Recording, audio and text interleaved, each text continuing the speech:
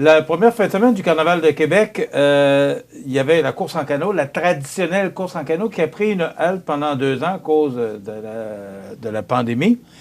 Et là, on s'est retrouvés sur les glaces le 5 février dernier. Ouais. Et l'équipe de Montmagny, dont je suis très fier, a remporté la première, pas la première victoire, mais la victoire dans la classe, c'est important de le mentionner, classe sport du Carnaval de Québec. Gilbert Lavoie, qui était accompagné de Vincent Cordeau, Simon et Michel Fortin, Daniel Tremblay de l'Île aux Coudes. Je devrais dire le capitaine Gilbert Lavoie. Merci d'être avec nous. Ben merci, ça me fait plaisir, Michel. Gilbert, comment ça se passe? Parce que on imagine sur le fleuve, en plein hiver, en plein mois de février, en plus qu'on avait eu une vague de froid le vendredi et samedi, on a connu des records de froid, le moins 50. Comment ça se passe? C'est quoi l'idée d'aller se jeter sur le fleuve, là, pour faire une course en canot? On dit souvent qu'il faut être un peu fou pour faire ce sport, parce que c'est un sport extrême, mais moi, je dis que c'est le plus beau sport au monde. D'abord, dans le décor où on le pratique, hein, on est en plein air, on est sur le fleuve. Puis à Québec, c'est encore un décor merveilleux, hein, avec le château Frontenac d'un côté, Lévis de l'autre côté. C'est la course la plus prestigieuse. Mais à des moins 30 et plus, on évite de... On prend un break une journée ou deux quand il fait des temps comme ça. On fait d'autres entraînements. Qu'est-ce que ça prend, Gilbert? Ne va pas sur le fleuve en plein mois de février courir avec un canot. Qui veut, là? Non.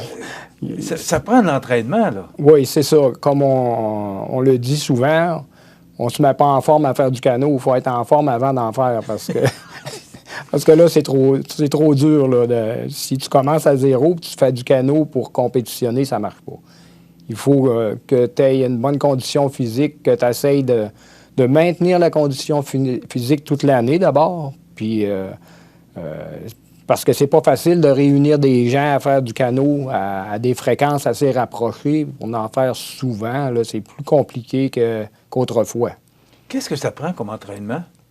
Bien, ça prend... aujourd'hui, on demande beaucoup de cardiovasculaire. Hein, et ça prend une bonne chimie entre les équipiers. Là, ça prend de bon ensemble. Puis, idéalement, quand tu n'en es pas à ta première année, c'est plus facile. Quand tu as des recrues dans le canot, des fois, tu as l'impression de recommencer. Il faut que tu enseignes un peu les méthodes.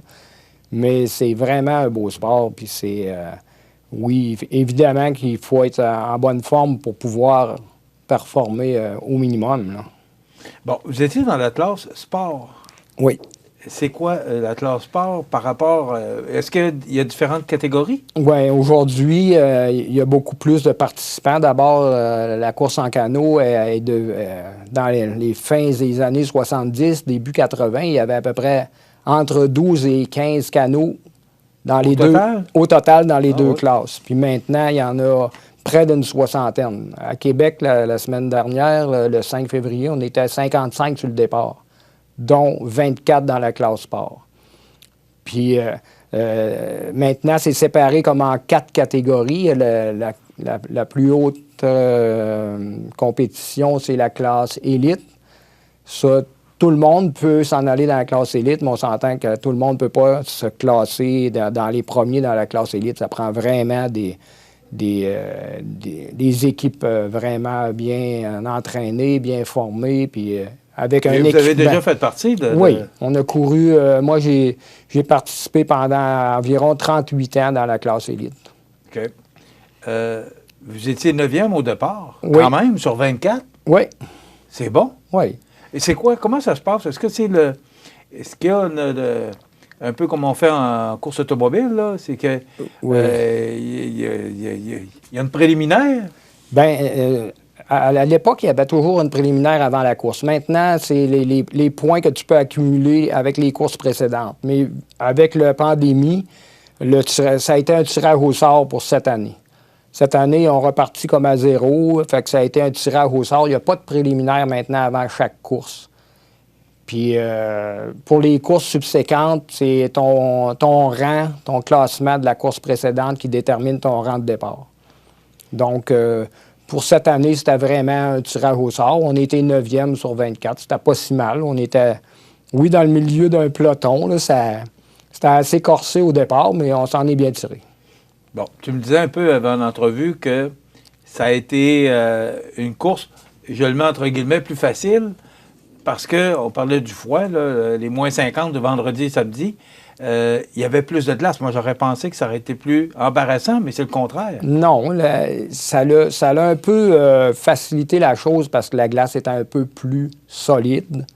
Quand il y a des périodes de doux temps, souvent la glace est mauvaise. La neige qui se mêle au travers de tout ça, c'est moins, ça glisse moins, le fartage est moins efficace. C'était vraiment des belles conditions. Pour notre équipe, c'était des belles conditions. Pour certaines équipes, c'était peut-être un peu trop de glace.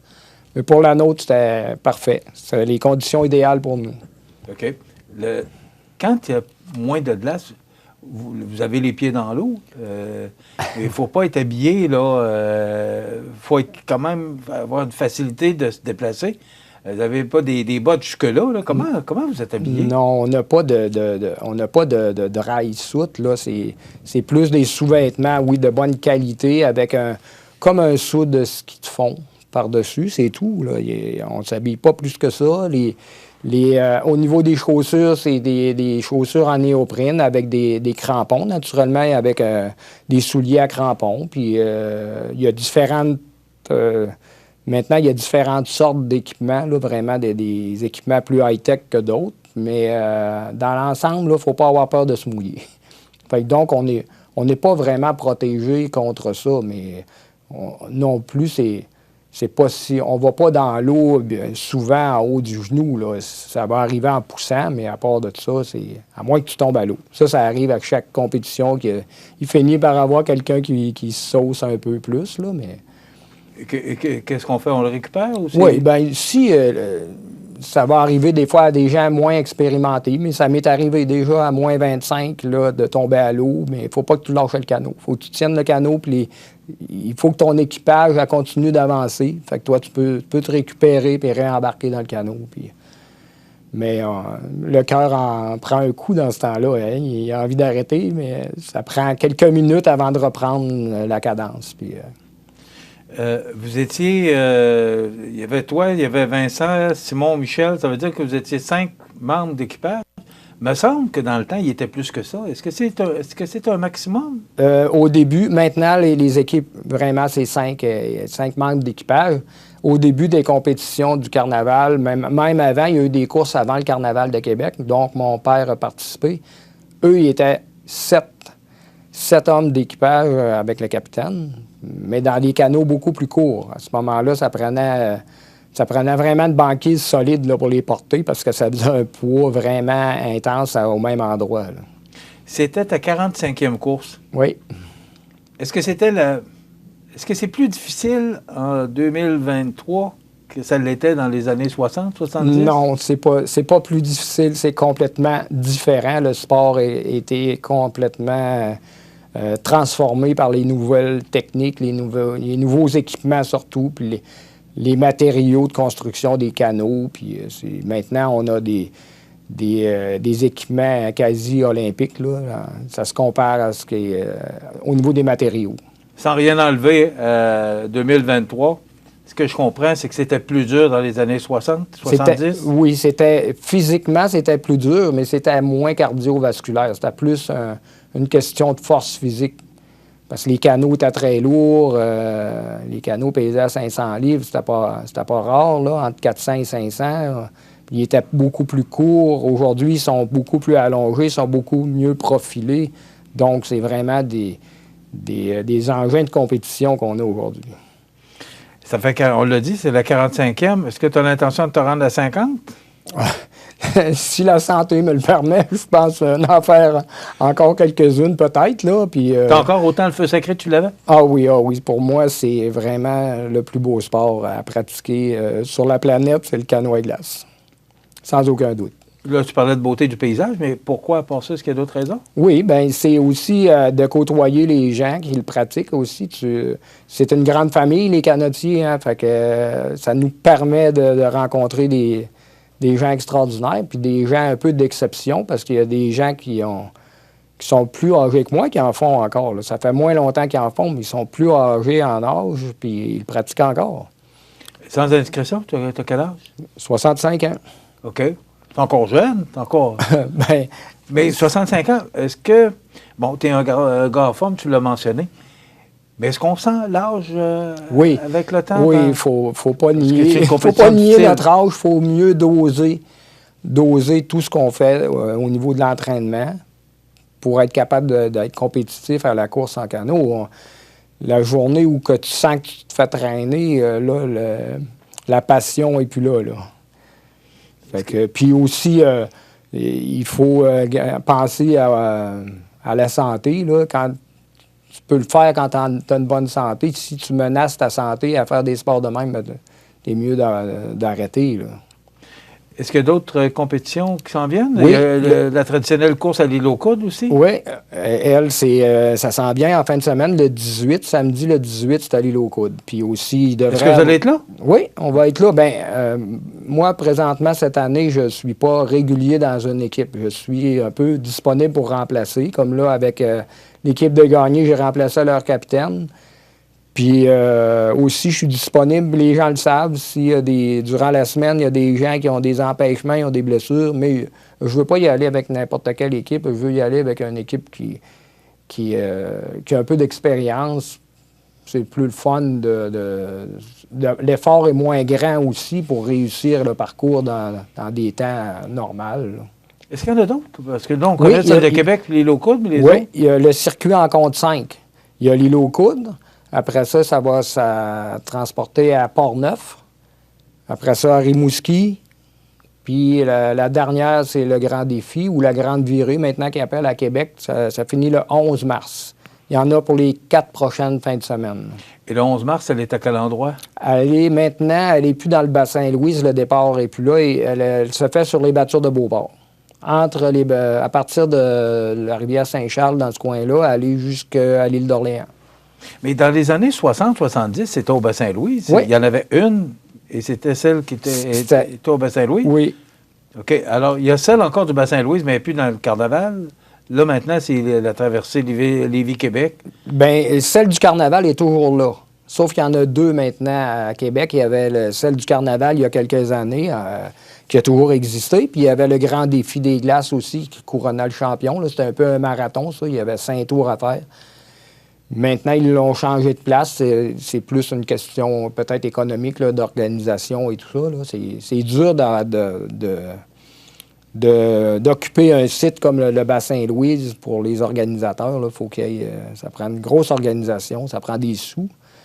Puis maintenant, ils l'ont changé de place, ils l'ont amené sur les battures de Beauport. Mais on l'a fait il y a un an. Là. Ça va se poursuivre là probablement cette année. Là. Mais c'est là que ça se passe, oui.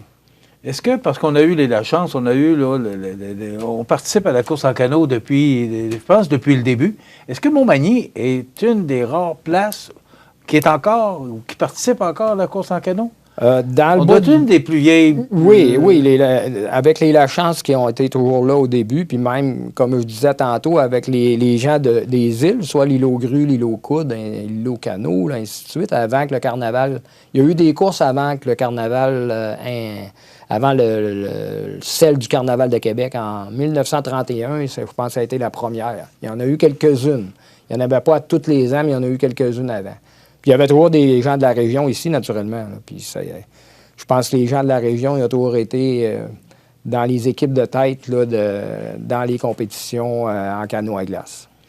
Alors, rapidement, vous pratiquez où? Parce que vous vous mettez en forme au niveau cardio, mais est-ce que avez-vous une place sur le fleuve pour pratiquer? Nous, quand on était plus de membres de notre équipe qui demeurait à l'île aux grues, on faisait l'aller-retour, on le faisait Montmagny, l'île aux grues, là, on le faisait ça presque à tous les jours comme entraînement.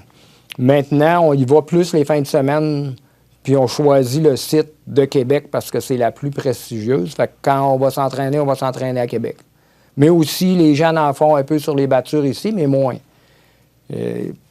Comme je t'ai dit, la plus prestigieuse est Québec. Les gens veulent être prêts pour faire celle-là de Québec. Puis je pense que c'est... Vous pratiquez là où vous allez... dans les mêmes conditions. Vous allez compétitionner. Oui. Félicitations. Ce magnifique trophée, d'ailleurs, que vous avez mérité là, la dernière, le 5 février dernier. Vous êtes arrivé premier dans l'Atlas Sport du Carnaval de Québec. Donc, vous êtes parti de la 9e place. Vous avez fini premier. Oui. Félicitations, Gilbert. Merci. Puis on l'a dédié cette course à notre ami Tommy Groslot, qui traverse une période assez difficile, mais c'est un homme important dans l'univers du sport à Montmagny. On voulait y dédier notre victoire. Donc, ça vous a donné une petite poussée de plus pour aller chercher la première place. Oui.